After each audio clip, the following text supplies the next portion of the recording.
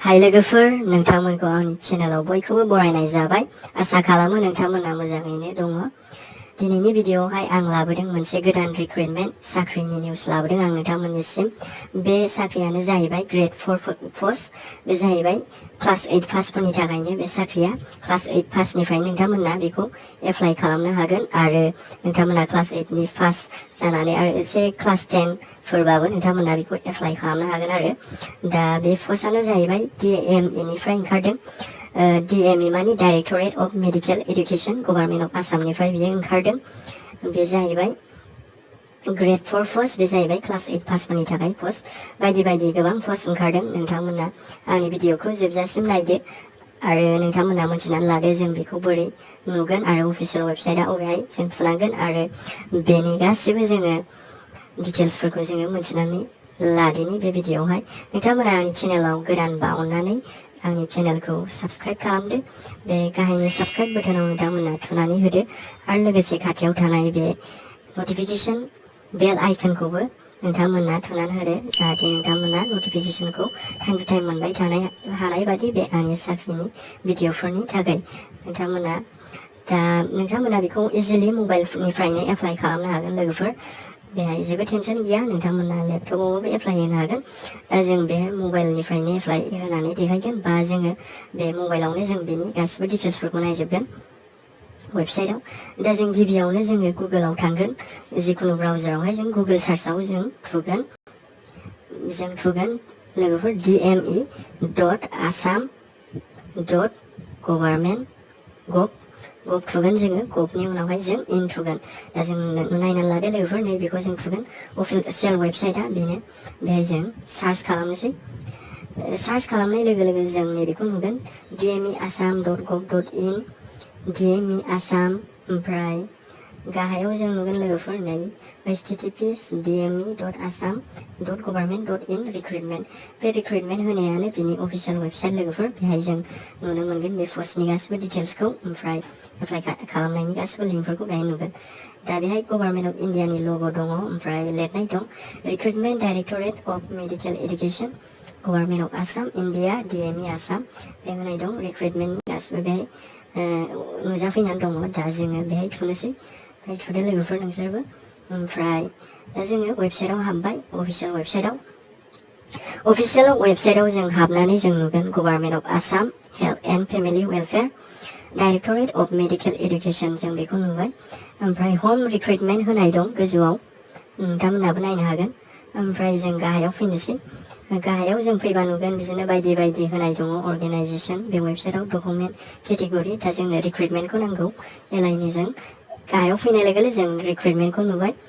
रिक्रुटमेन्टखौ जोङो नुबाय। नुनायनि उनावहाय जोङो नै गाहायाव आरो नायबावदिनो लोगोफोर, नै बेहाय टाइटेल दङ। टाइटेलनि गाहायाव लिरनाय दं advertisement grade 4 post Lakhimpur medical college, north Lakhimpur. बेहाय एडभार्टाइजमेन्ट ग्रेड 4 पस्ट लिरनाय दं। ओमफ्राय बेहाय लिरनाय दं Lakhimpur medical college, north Lakhimpur. दा बे पस्टफ्रा गासिबो बेहायनो लखिमपुर मेडिकेल कलेज, नट लखिमपुरावनो ओंखारनाय जादों लोगोफोर। दा बे बायदि बायदि पस्टफ्रा क्लास 8 पासनि पस्टफ्रा बे मेडिकेल कलेजावनो ओंखारनाय जादों। आरो बे साख्रिया जाहैगोन मेडिकेल लाइननि साख्रि, गभर्नमेन्ट अफ आसामनिफ्राय। दा जोङो बे एडभार्टाइजमेन्टआवहाय जों थुदिनि लोगोफोर, बा जोङो थुदो नोंथांमोनहाबो। ओमफ्राय जों थुनाय लोगो लोगो जोङो नैबे एडभार्टाइजमेन्ट ग्रेड 4 पस्टनि डाउनलड अपसनखौ मोनगोन, PDF खौ। जों बे डाउनलड अपसनाव थुनानै होदिनि। थुनाय लोगो लोगो जोङो नैबे सार्कुलारखौ नुनो मोनसिगोन। नोंथांमोनहाबो नायनो हासिगोन। नैबे सार्कुलारखौ जों नुगोन। ओमफ्राय बेहाय लिरनाय दं एडभार्टाइजमेन्ट, ओमफ्राय गोजौआव लिरनाय दं गभर्नमेन्ट अफ आसामनिफ्राय ओंखारनाय office of the principal cum chief superintendent Lakhimpur medical college and hospital, north लखिमपुरनिफ्राय बियो ओंखारनाय जादों। बेहाय लिरनाय दं नै मेडिकेल कलेजनिफ्राय नट लखिमपुर। ओमफ्राय डेटेडआ बे जाहैबाय 6/5/2020 आव लिरनाय दं लोगोफोर डेटेडआ। होमबा बे जाहैबाय 6 तारिख मेआवहायनो ओंखारदों। ओमफ्राय जोङो नायनोसै नै गाहायाव एडभार्टाइजमेन्टआव मा होनाय दं आं फरायनानै खिथानोसै। अनलाइन एप्लिकेशन्स आर इनभाइटेड फर दा following grade 4 posts as shown below under the establishment of the principal cum chief superintendent Lakhimpur Medical College and Hospital, North Lakhimpur, which will be available at the official website of Directorate of Medical Education, Assam, www www.dme.assam.gov.in from 15/5/2020 to 30/5/2020 till midnight. Đây होनाय दं online applications बे grade 4 postनि थाखाय होनाय जाहैदों ओंखारनाय जाहैदों बेहाय बिदि होनाय दङ ओमफ्राय बे जाहैदों ओंखारदों बेयो लखिमपुर मेडिकेल कलेज एन्ड हस्पिटालनिफ्राय बियो ओंखारनाय जादों लोगोफोर ओमफ्राय बेहायनो होनाय जाहैदों नोंथांमोना बेखौ एप्लाइ खालामनो गोसोबा नैबे directorate of medical education Assam नैबे वेबसाइटआवहाय जों थुनांगोन नैबे www.dme.assam.government.in बेहायनो जों बेनि गासिबो डिटेल्सफोरखौ मोनजोबगोन बोरै बोरै एप्लाइ खालामनो हायो आरो बे थागोन एप्लिकेशना जागायजेनगोन 15 तारिखनिफ्राय 15 तारिख मेनिफ्राय बे जागोन 30 मेसिम 30 तारिख मेसिम मोनासिम थागोन बियो 15 दिनसोआ थागोन बियो ओमफ्राय जों गिबियाव जों नायना लानोसै नैबेखौ नेम अफ पस्टआ नुजाफैबाय नै नेम अफ पस्ट दङ ओमफ्राय बेनि मिनिमाम इडुकेसनेल क्वालिफिकेसन दङ स्केल अफ पे बेनि सेलारि बेथन होनाय दङ ओमफ्राय टटेल नाम्बार अफ भेकेन्ट पस्ट माने बेसेबां भेकेन्सि पस्ट दङ ओमफ्राय लास्टआव केटेगरि रिजार्भेसन दङ माने रिजार्भेसनाव बेसेबां दङ दा बेहायनो जों सिरियाल नाम्बारनि हिसाबै जों नायगोन खयथा पस्ट दङ बेहाय दङ 14टा पस्ट बेहाय 14टा पस्ट दं क्लास 8 पासनि थाखाय नोंथांमोना बयबो क्लास 8 पास बा बे एसे फरायबावनाय दंबा गोजौआवहाय फरायबावदोंबा नोंथांमोना क्लास 8 पासनिफ्रायनो बे पस्टखौ मोजाङै मोजां एप्लाइ खालामनो हासिगोन आरो जों नायदिनि नेम अफ पस्टखौ जों आं फरायनानै खिथानोसै नोंथांमोननो लोगोफोर जों नायदिनि नैबे नेम अफ पस्टआवहायनो गिबियावनो दं फार्स्टआव जोंहा दङ वार्ड बयनि पस्ट दङ वार्ड बय वार्ड गार्लनि पस्ट दं ओमफ्राय बेनि थाखाय मिनिमाम इडुकेसनेल क्वालिफिकेसननि गोनांथियानो जादों बेहाय क्लास 8 पास ओमफ्राय स्केल अफ पेआवहाय दङ बेथनावहाय दङ 12,000 to 52,000 प्लास ग्रेड पे 3900 बेहाय दङ 12,000निफ्राय 52,000 सिम प्लास ग्रेड पेआ जागोन 3900 गभर्नमेन्ट जब बियो नोंथांमोन बेहाय बेथनाबो मोजाङानो बाख्नायजाथावानो ओमफ्राय जोङो नायगोन नैबे टटेल नाम्बार अफ भेकेन्ट पस्ट बेहाय बेसेबां पस्टआ एभेलेबेल दङ वार्ड बयनि थाखाय बे वार्ड बय वार्ड गार्लनि थाखाय बेहाय दं 71टा पस्ट गोबाङानो दङ नोंथांमोना बयबो एप्लाइ खालामनो हागोन ओमफ्राय बेहाय केटेगरि रिजार्भेसनाव आं फरायनोसै आनरिजार्भआव दं 29 ओबिसि एमओबिसिनि थाखाय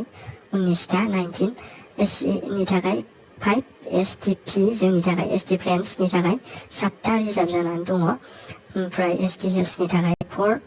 इडब्लिउएसनि थाखाय 7 पिडब्लिउडिनि थाखाय 3 ओमफ्राय वार्ड बय वार्ड गार्लखौ जों नुबाय दा जोङो नैथियाव नायनोसै नाम्बार 2 आवहाय ग्रेड 4 नि पस्ट दङ ग्रेड 4 नि पस्टनि थाखाय मिनिमाम इडुकेसनेल क्वालिफिकेसना जाहैबाय क्लास 8 पास बेबो क्लास 8 पासआनो लोगोफोर सेलारियाबो जाहैबाय 12,000 निफ्राय 52,000 सिम plus grade pay 3900 total number of vacant post बेनि थाखाय भेकेन्ट पस्टआ जाहैबाय 4टा केटेगरि रिजार्भेसन दङ बेहायबो आनरिजार्भआव 3 ओबिसि एमओबिसिआव 1 दा जोङो नै नाम्बार 3 आवहाय नायनोसै लोगोफोर एटेन्डेन्टनि पस्ट दं एटेन्डेन्टनि पस्टनि थाखायबो क्लास 8 पास इडुकेसनेल क्वालिफिकेसन ओमफ्राय बेहायबो बेथनाबो सेम टु सेम ओमफ्राय गोजौनिजों सेम टु सेम ओमफ्राय टटेल नाम्बार अफ भेकेन्ट पस्टआ बेहाय भेकेन्सिया जाहैबाय बेहाय पस्टआ जाहैबाय बेहाय 10टा दङ ओमफ्राय बेहाय केटेगरि रिजार्भेसना बेनाबो मथथे सेमानो दा जोङो नाम्बार 4 आव नायनोसै ओमफ्राय बेहाय लेबरेटरि एटेन्डेन्ट पस्टनि थाखाय दङ जाहैबाय क्लास 8 पास इडुकेसनेल क्वालिफिकेसना बेहाय क्वालिफिकेसना ओमफ्राय बेनि थाखाय भेकेन्सिया दं 30टा माने 30टा ओमफ्राय नाम्बार 5 आव दङ पियननि पस्टनि थाखाय क्वालिफिकेसना जाहैबाय क्लास 8 पास ओमफ्राय बेहायबो जोङो भेकेन्सिखौ नुगोन 6टा बेहाय दङ 6टा भेकेन्सि ओमफ्राय नाम्बार 6 आव जों नुगोन डक्टरिनि थाखायबो क्वालिफिकेसना बेबो क्लास 8 पास ओमफ्राय बेनि उनावहाय बेहाय दङ टटेल भेकेन्सिया पस्टआ दङ बेहाय 4टा पस्ट ओमफ्राय दा जोङो नाम्बार 7 आव नायगोन स्ट्रेचार बियार बेनि थाखायबो क्लास 8 पास ओमफ्राय बेहाय दङ टटेल पस्टआ 8टा ओमफ्राय नाम्बार 8 आव जों सुइपार नुगोन सुइपारनि थाखाय नुगोन जोङो क्लास 8 पास बेनि थाखायबो ओमफ्राय पस्टआ जाहैबाय 15टा 15टा पस्ट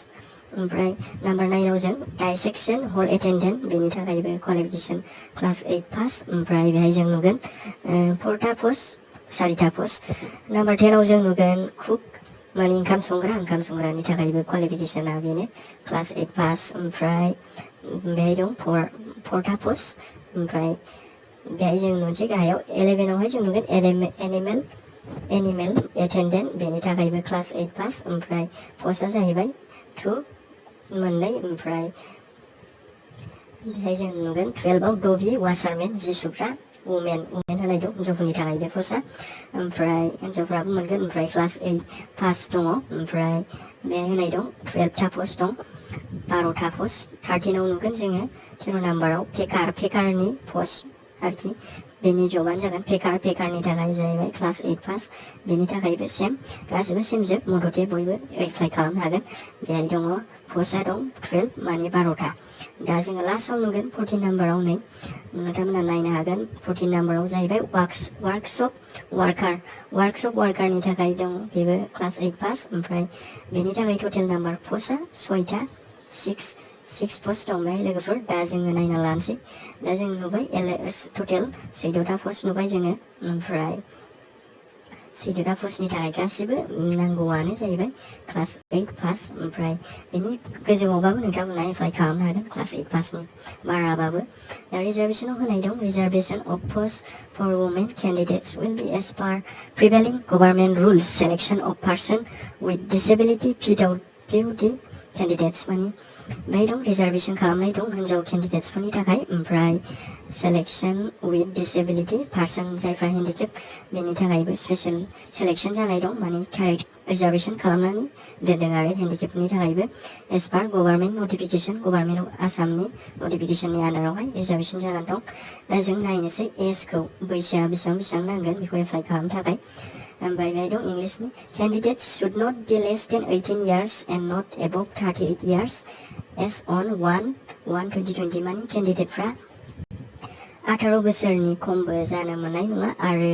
38 माने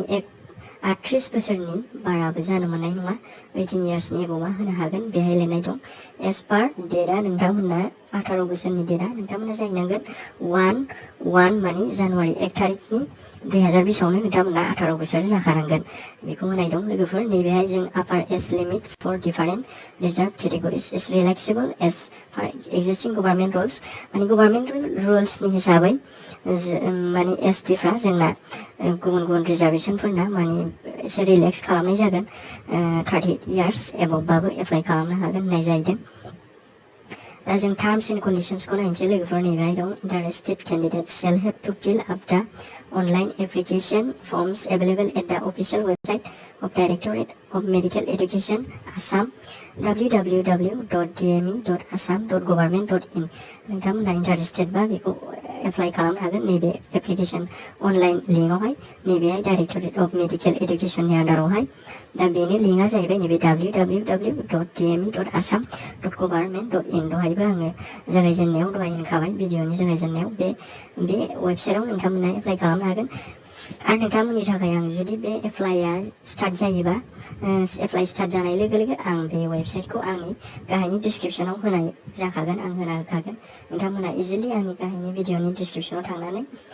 बे लिंकखौ मोनगोन आरो नोंथांमोना एप्लाइ खालामनो हागोन दा बेहाय होबावनाय दङ candidate shall have to choose दा post he wants to apply during online submission of the application there will be single application form for all the posts he wants to apply बेहाय होनाय दं बेनो होननाय जादों नैबे केन्डिडेटआ माने मोनसेल' एप्लाइ खालामनो हागोन माने हेभ टु चुज दा पोस्ट बे 14थानिफ्राय मोनसे पस्टखौ बियो बासिनानै बे अनलाइन एप्लिकेशनावहाय बियो थुना होनांगोन लिरना होनांगोन अनलाइन एप्लिकेशनाव नोंथांमोना मोनसेल' पस्टखौ सेलेक्ट खालामनो हागोन बिदि होनाय जाहैदों ओमफ्राय नाम्बार 2 दङ दा फलोइं documents in original will have to be produced at the time of document verification if called for and photocopies of all the certificates are to be submitted बे होनाय जाहैदों अरिजिनेल डकुमेन्टखौ नोंथांमोना देखायनांगोन जुदि डकुमेन्ट भेरिफिकेशनखौ बिसोरो बिगोन आरो बेहाय जाहैदों फट'कपिस अफ सार्टिफिकेट्स माने जेरक्स कपिसफोरखौ साबमिट खालामनांगोन नोंथांमोना अरिजिनेलखौबो ओमफ्राय बेहायनो दं नै इन्सट्राक्सन दङ खयथा दं बे ओइससिम A to H दङ बेहाय दङ आं फरायनो खिन्थानोसै 2 copies of passport size color photograph which is uploaded during filling up of online application बेहाय होनाय दङ नोंथांमोना अनलाइन एप्लिकेशन खालामोबा एप्लाइ खालामोबा नैबे मोननै पासपोर्ट साइज फट'ग्राफखौ नोंथांमोना नांगोन गोनांथि जागोन बेखौनो होनाय दं कालार फट'ग्राफ ओमफ्राय बियावनो दङ नाम्बार बियावनो दं class 8 pass certificate or equivalent or birth certificate for S group बे होनाय दं क्लास 8 पासनि सार्टिफिकेट बा नोंथांमोना बेनि गोजौसिननि जायखुनु थाखोनि सार्टिफिकेट आरो बेहाय बार्थ सार्टिफिकेटखौ नांगोन एस नि प्रुफ बैसोनि प्रुफनि हिसाबै ओमफ्राय बेहाय नै सियाव दं अल मार्कशीट्स एन्ड पास सार्टिफिकेट्स सियाव होनाय दङ नोंथांमोननि गासिबो मार्कशीट आरो पास सार्टिफिकेटखौ बेहाय बिनाय जादों ओमफ्राय एप्लाइ खालामनायाव बेखौनो गोनांथि जागोन नोंथांमोना गोसोआव ला बेखौ ओमफ्राय नैबेहाय दं लोगोफोर नै इयाव पार्सन विथ डिसेबिलिटि दिव्यांग नोंथांमोना जुदि हेन्डिकेपनि दिव्यांग सार्टिफिकेट दङबा बेखौ नोंथांमोना जेराव बियो बेहाय होनांगोन ओमफ्राय एफआव दं पार्मानेन्ट रेसिडेन्सि सार्टिफिकेट नोंथांमोननि थानायनि अरिजिनेल सार्टिफिकेटखौ नांगोन गामिनि बा टाउननि गासिबो बे पार्मानेन्ट रेसिडेन्सिप सार्टिफिकेटखौ ओमफ्राय जियावनो दं इमप्लयमेन्ट एक्सचेन्ज रेजिस्ट्रेसन सार्टिफिकेट बे जाहैबाय इमप्लयमेन्ट एक्सचेन्ज सार्टिफिकेट बे बयनावबो थाखायो नोंथांमोना 18 इयार्सनि एबोवफ्रा बेखौ बानायना लानाया मोजां साख्रि एप्लाइ होनायावहाय नोंथांमोना बेखौ जोबोद गोनांथि आरो बेनि थाखाय बेखौ जोङो माने बेनि भेलिडिटिया जोब्बा जों बेखौ रिनिउ खालामबाय थानांगौ नोंथांमोना जुदि भेलिडिटि जोब्बायबा बेखौ रिनिउ खालामनानै लानाया मोजां दा जोङो लास्टावनो नुगोन नै economically weaker section EWS category certificate इनफो पारफर्मेट एप्लिकेबल नोंथांमोना बे सार्टिफिकेटखौबो होनांगोन जुदि बेयो बिनाय नोंसिनाव दंबा बा नोंसिनाव दङबा बे सार्टिफिकेटआ बेखौ होनाय जागोन बांद्राय गोनांथि गैया दंबासो ओमफ्राय 3 नाम्बाराव लास्टाव होनाय दं केन्डिडेट्स आर रिक्वायर्ड टु भिजिट दा वेबसाइट www.dme.assam.government.in नोंथांमोना बे दहाय होनाय वेबसाइटआ आं होननाया बे नैबे dme.assam.government.in आव नोंथांमोना रेगुलारलि नायबाय थानांगोन नोंथांमोना माने एप्लाइ खालामखांनायनि उनाव नोंथांमोननो निउसखौ बिसोर होबाय थागोन जाहाथे रिजाल्ट गासिबो आपडेटफोरखौ नोंथांमोना मिस खालामा बे वेबसाइटआव नोंथांमोना नायफैबाय थानांगोन एप्लाइ खालामनायनि उनाव सेलेक्सनफोरनि गासिबो निउसफोरखौ दा बे सार्कुलाव एसेनोसै नैबे Lakhimpur medical college and hospital north लखिमपुरनिफ्राय बे ओंखारनाय जादों दा बे एसेनोसै बे सार्कुलारा एसेयावनो जोबबायबाय गाबोन 15 तारिख लोगोफोर नोंथांमोना गाबोननो बेखौ एप्लाइ खालामनो हासिगोन आरोबा पास जाहैनोबो हागौ ओमफ्राय नोंथांमोना जुदि बे एप्लाइ खालामनो गोसोबा आं नोंथांमोननि थाखाय बे जेब्ला स्टार्ट जायो होमबानो आं बे लिंकखौ आंनि भिडिअनि डिसक्रिपसनाव आं माबानानै होगोन सोनानै होनाय जागोन डिसक्रिपसनखौ नोंथांमोना नायनानै नोंथांमोना एप्लाइ खालामनो हागोन दा नोंथांमोन लोगोफोर बेखौ नोंथांमोना क्लास 8 पास बा जोबोद मोजां चान्स नोंथांमोना खाबु बेखौ एप्लाइ खालामदो इन्टारेस्टेड बा आरो नोंथांमोना बे पस्टफोरखौ गासिखौबो एप्लाइ खालामदो मोजां नायनानै लादो नोंथांमोन फसायनाय पस्टखौ एप्लाइ खालामनानै लादो आरो नोंथांमोना जुदि बे भिडिअखौ मोजां मोनदोंबा बेखौ शेयारबो खालामदो लोगोफोरजों आरो जाहाथे नोंथांमोना साबस्क्राइब खालामनो दाबाव बे साबस्क्राइबखौ थुनानै लादो आरो गोदान साख्रिनि बे निउसफोरखौ नोंथांमोना थाब नुनो मोनो एसेनोसै लोगोफोर नोंथांमोना बे चेनेलखौ साबस्क्राइब खालामदो आरो लाइक खालामदो आरो बे बेल आइकनखौ नोंथांमोना थुनानै लानो दाबाव जाहाथे नोंथांमोना बे भिडिअखौ टाइम टु टाइम नुनो मोनो आं फिन लोगो मोनगोन नोंथांमोनखौ गोदान भिडिअआवहाय एसेनोसै लोगोफोर गोजोन्थों थेंक इउ